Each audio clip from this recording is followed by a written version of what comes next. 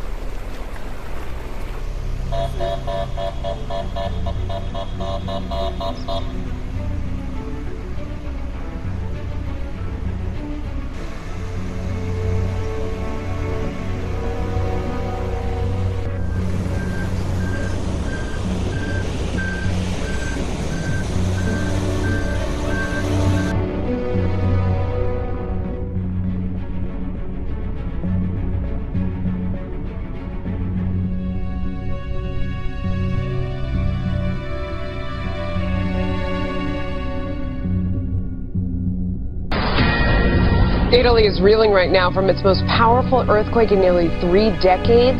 The magnitude 6.6 quake was centered near the ancient city of Norcia. A number of buildings sustaining damage, including several historic cathedrals. Officials say an unknown number of injuries have been reported, but no deaths.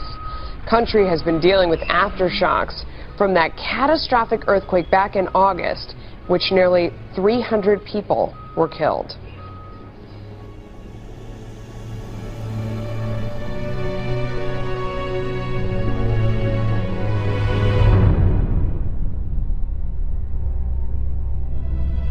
Go to the World Series game on Sunday night. You probably noticed it was at least decently mild. Look, this time of year, you get around to World Series time, you play in cities up toward the north, you can easily get some very, very cold nights. But my goodness, it's been so warm, well above average, and it's actually going to stay that way for the next several days. I mean, check out this heat that we're going to be looking at for not only just places in the north, but actually a good chunk of the country. In fact, just about the entire eastern half of the country. Look at these temperatures, and these temps are about 15 to 20 degrees above average, sometimes a little bit more than that. Look at Nashville on Tuesday, 88 degrees. We're going to be breaking a lot of records here. By the way, we do have another baseball game Tuesday night. That one's going to be in Cleveland, and it's going to be very mild for that game. Wednesday, the heat holds on. It probably won't back off too much until we get to the end of the week. Now, the other thing that comes along with having a big ridge in place, along with the heat, is the fact that you don't get much rain. Look, we've got a big drought going on in the southeast, and that's the precip forecast for the next 7 days. Good time to get out there and stain the deck, maybe.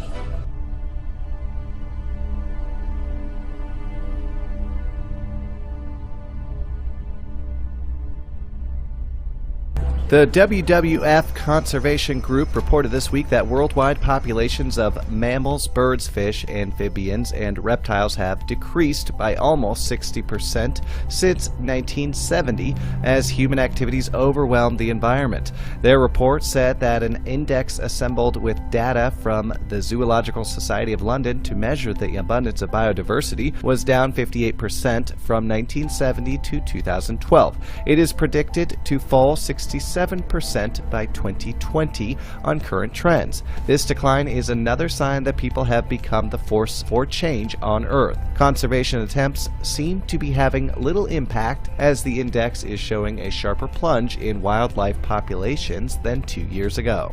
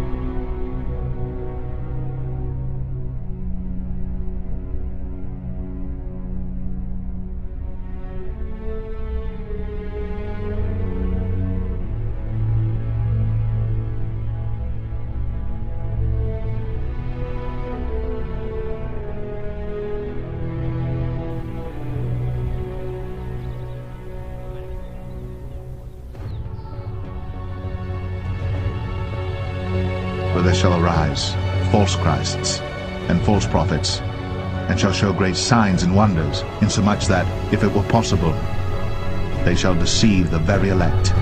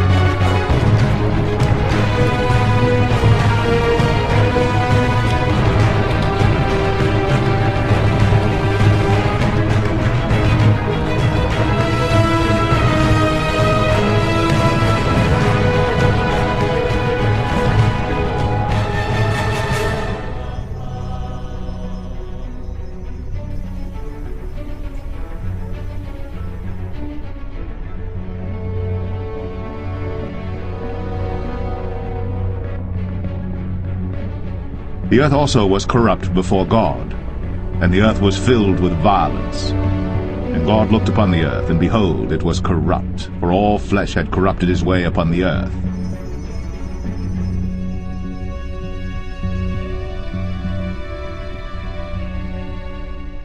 And swing state cheaters stepping up their game, first in Virginia, where this man now faces up to 40 years in prison for allegedly registering voters who did not even exist.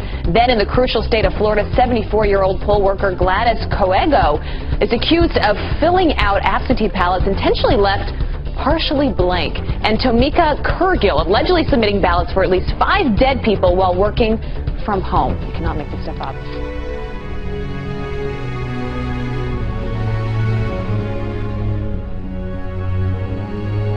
Then shall they deliver you up to be afflicted, and shall kill you, and ye shall be hated of all nations for my name's sake.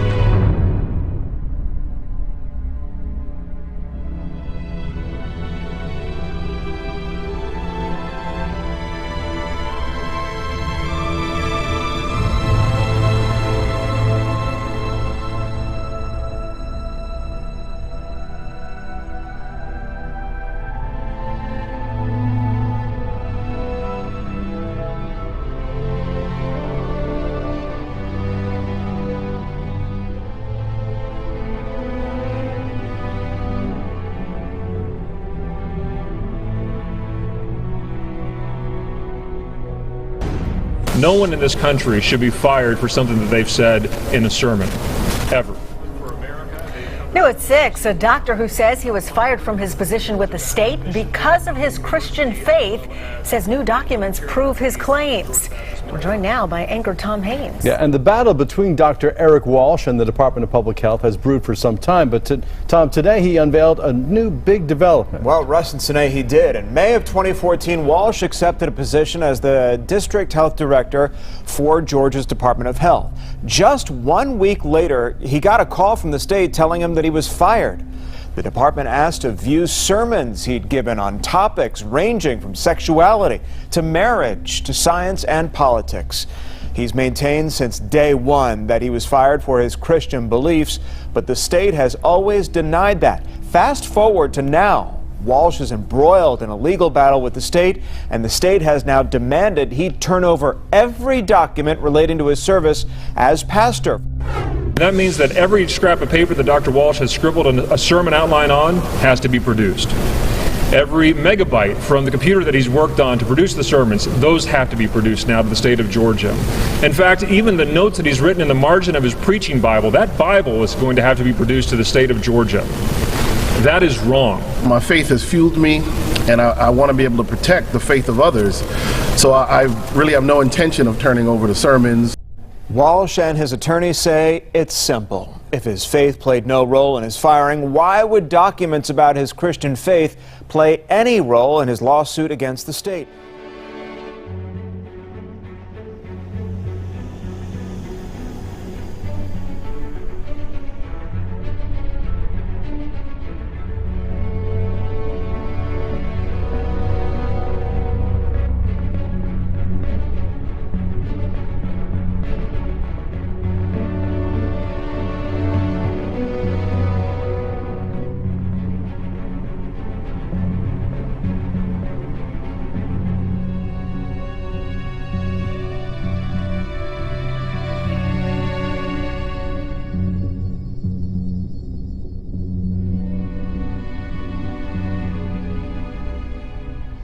What if we built the Ark of the Covenant as a PC? So it's a giant PC, it's made of solid gold, raw power, danger. That's totally in line with the LPC. What do you guys think? Can you do it? Yeah, I think that'd be really cool. Put a futuristic spin on it. So we've got our idea, Ark of the Covenant, LPC. It's going to be perfect. Nobody's not seeing the Ark of the Covenant for what, 2,000 years or something like that. So, I mean, you just have to look at replicas online and stuff. So we're going to try to come up with the best design that we can pull off in the time frame, and just give it our best approach. But it's going to be a really exciting project. I can't wait to get started.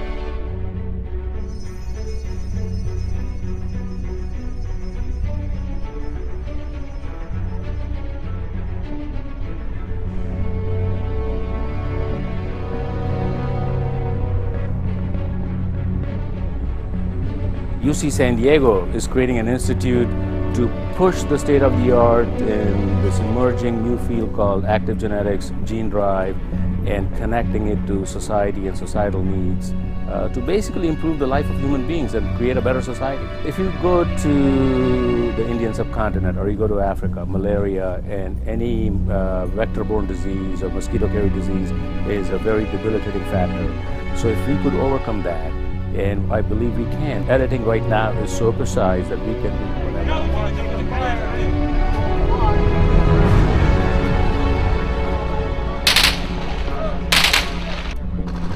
And ye shall hear of wars, and rumors of wars. See that ye be not troubled, for all these things must come to pass, but the end is not yet.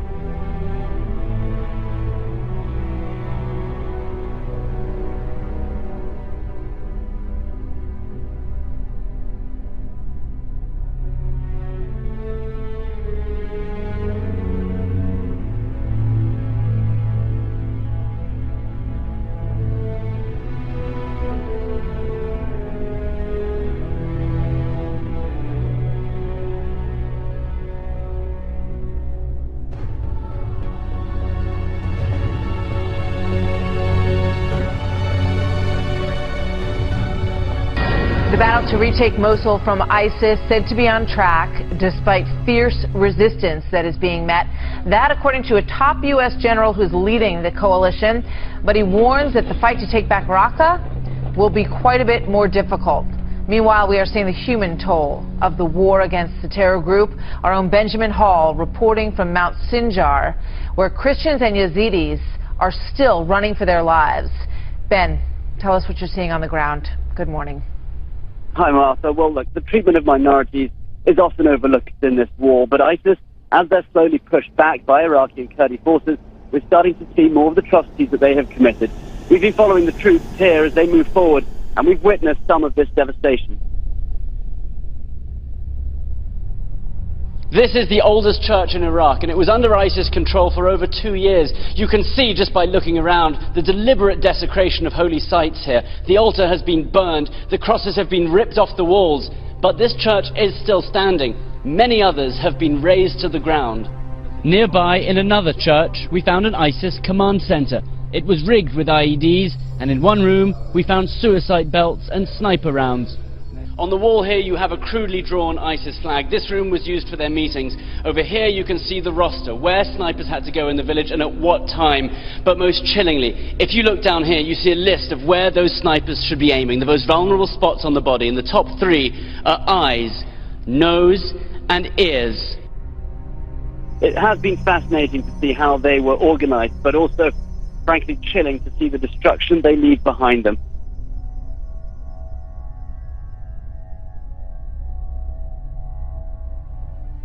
Inside of Mosul. One other thing we've been hearing more about is this sort of rounding up by ISIS of civilians from towns and villages just on the outskirts of Mosul, even the outer suburbs. And we're hearing that they're actually, in one case, being brought in numbers, in their thousands, and basically dumped in the center of the city and left to their own devices. No food, no water, no shelter provided, just put there. And this is all part of this human shields, which is a weapon of ISIS, let's face it. It's going to be difficult to see how you assault a city with so many civilians, not just present, but being actively used as human shields. And those numbers being added to it appears every day, George. Human shields. Obviously, as these forces move forward, that will be a difficulty, a very complicated part of this fight. And if you could just tell us a bit more. So 232 people, these civilians who were executed for being disobedient.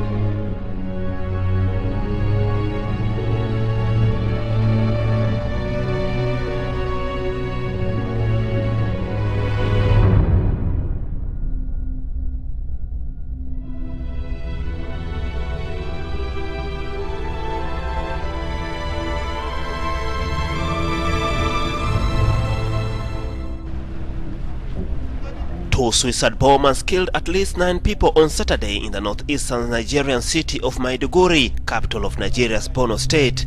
The attack was confirmed by the National Emergency Management Agency NEMA, military source and residents.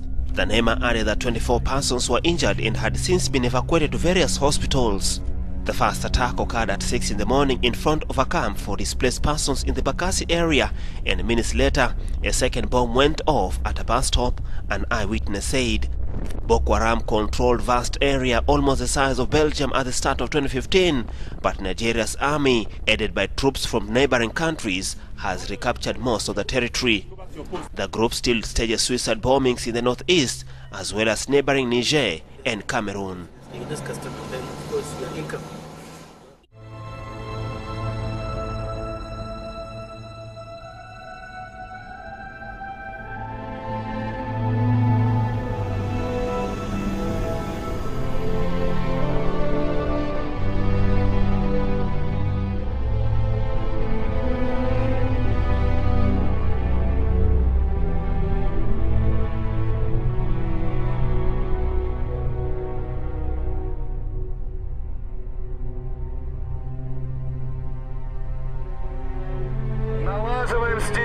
This footage, broadcast by Russian state TV and other channels in early October, shows Russians taking part in 4-day-long emergency and civil defense drills across the country.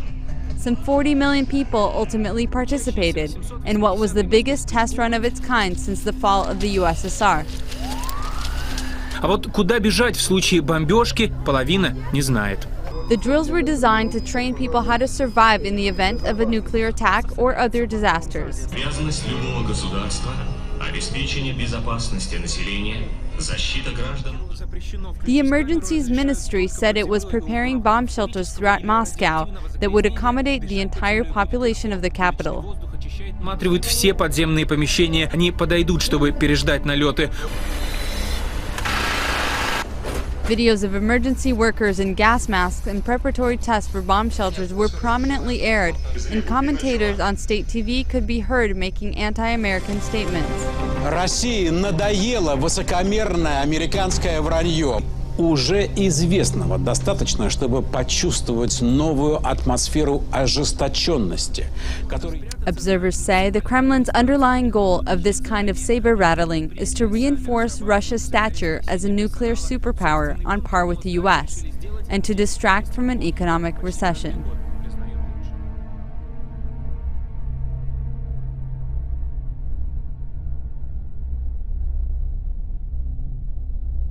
First pictures have been published of a new Russian intercontinental ballistic missile. Russian state media says the Satan II, as it's called, could actually wipe out an area the size of Texas or France? So let's talk more about this with our senior international correspondent, Matthew Chance, who's joining us from Moscow. So, Matthew, what more do we know about this missile?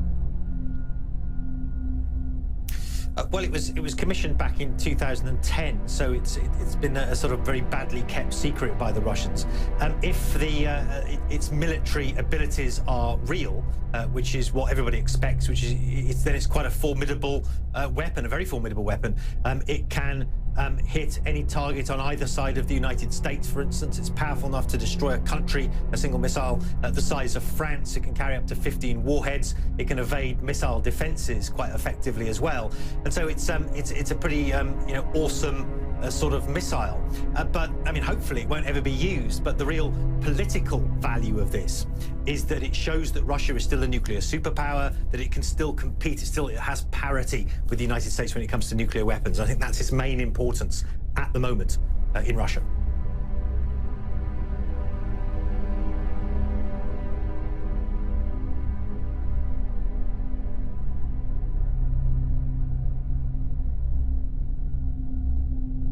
Near catastrophe in the skies over Syria when a U.S. and Russian aircraft flew dangerously close to each other in a previously undisclosed incident. The closest call yet in this conflict. The head of U.S. Air Forces in the region called it a near-miss collision in the middle of the night, but mixed messages from the U.S. military. I don't think that it was perceived to be a danger. The U.S. believes it wasn't a deliberate provocation by Moscow, but even if it's just bad navigation, the risk of a disaster is certainly a very high one in a combat environment like this. Both planes were flying on October 17th at hundreds of miles an hour. The Russian fighter crossed less than half a mile in front of a U.S. surveillance aircraft. The two sides spoke about the incident. The U.S. says the Russian pilot didn't even know the U.S. plane was there. The U.S. and Russia previously agreed they would keep a distance of 3 miles between aircraft and an altitude separation of 3,000 feet. That bubble is now violated about every 10 days by the Russians, according to U.S. military officials.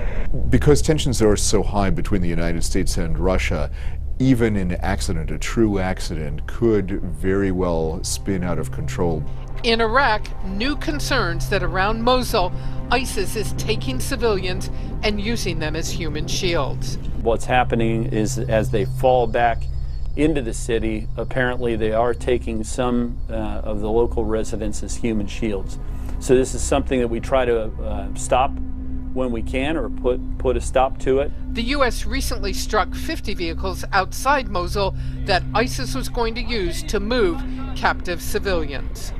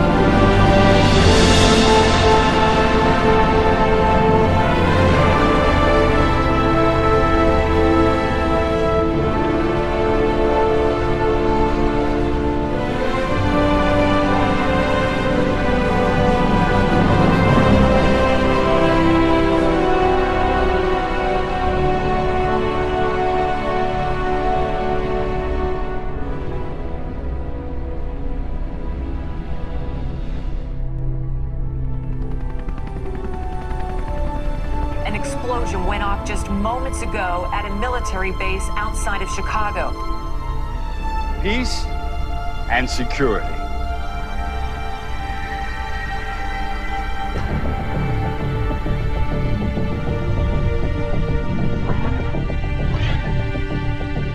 Professor, it says here that the chip could trace the purchases of excessive weaponry and stopping terrorist attacks before they start.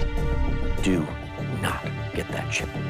He who testifies to these things says, yes, I am coming quickly. Amen. Come, Lord Jesus.